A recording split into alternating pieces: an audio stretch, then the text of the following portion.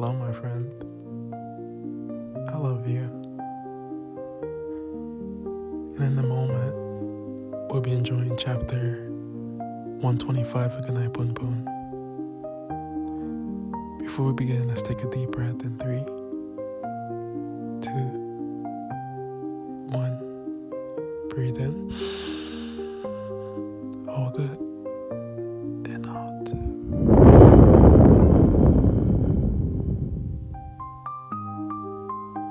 Now let's enjoy the story. June 25th, 3 p.m. Sorry, I know it must have been a long way coming here, but I'm afraid I don't know where he is.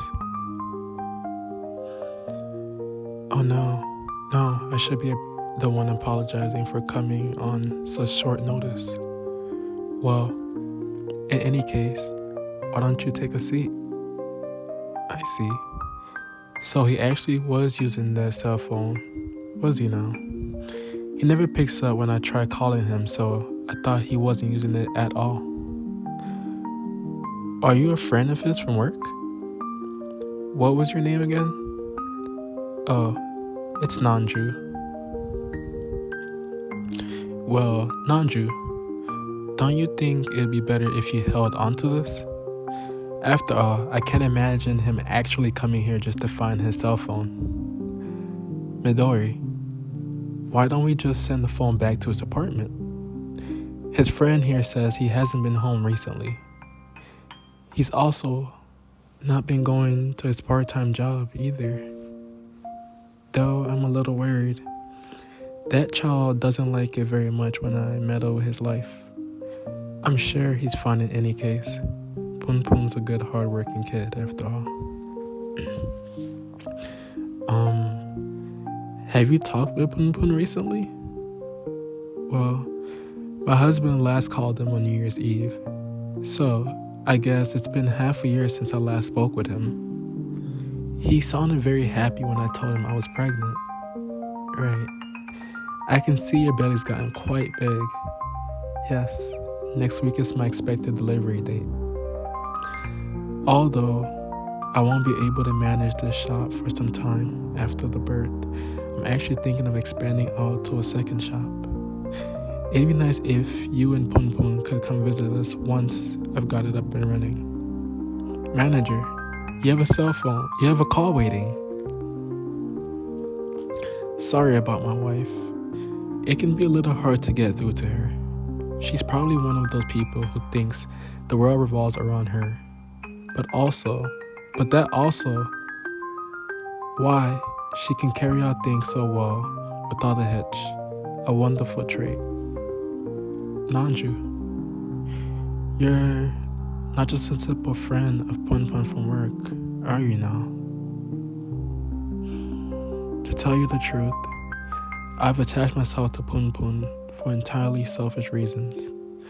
I'm sorry I have no idea where to find him. Though I am his blood relative, our sense of family has always been rather flimsy. When I checked this house, I found some girls' clothes along with blood-stained bed sheets. Inside the garbage can were some semen-encrusted tissues. You searched through his house? I even sniffed the tissue wads. I'm creepy, aren't I? Yes, quite. But at the same time, I also found you quite commendable. This is the house Punpun lived in until middle school. It wasn't even that old of a house, but as they say, out with the old, in with the new. I'm sure the newly built house will be home to a happy family. Why did you bring me here? Thinking back on it now, the few years during which Punpun and I lived together were blissful. Even though we both knew things couldn't stay like that forever. Or perhaps it was because we knew it was only temporary that we did our best to play the part of a happy family. Though I now found peace with my new family, I'm just a mere husk, drudging along day after day by clinging on to something known as hope, only in name. Nevertheless, I have no intentions of denying my faith. After all, a part of me had wished for this. To be honest, I don't mind whatever Punpun is doing, wherever he is, as long as he himself made the choice to do it. Because you see, I understand him. I know what it is really, I know what it is he's really longing for. Though he's rather aloof and taciturn now. He used to be a much more talkative boy who freely showed his emotions. If you intend on bearing the burden of becoming his partner, you ought to learn more about Punpun's true self, especially because you're just like his mother. When I called him last New Year's, he told me he had someone he wanted to introduce me to. I'm guessing that person was you, Nanju, wasn't it?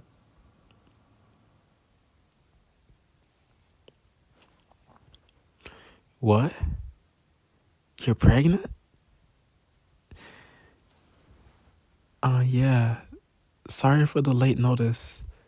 Oh no need to apologize. Congratulations, actually. But I must confess that is a little worrying. You see, the chief editor has taken an interest in your one shot in our latest issue, set to go on sale tomorrow, and he wanted to inquire if you could perhaps turn it into a 2-volume long project. I'll gladly do it, of course. 2 volumes in about half a year? That means I really have to get cracking. I'm more flawed than others, so the only way I can place myself on the same starting line as them is through sheer effort. I've got to give it my best shot, sell a ton of my manga, and finally become normal. But once that happens, just who can I share my joy with? This hair is in the way.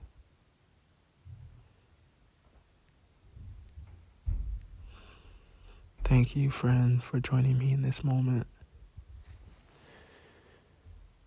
I love you, and I'm grateful that I get to connect with you.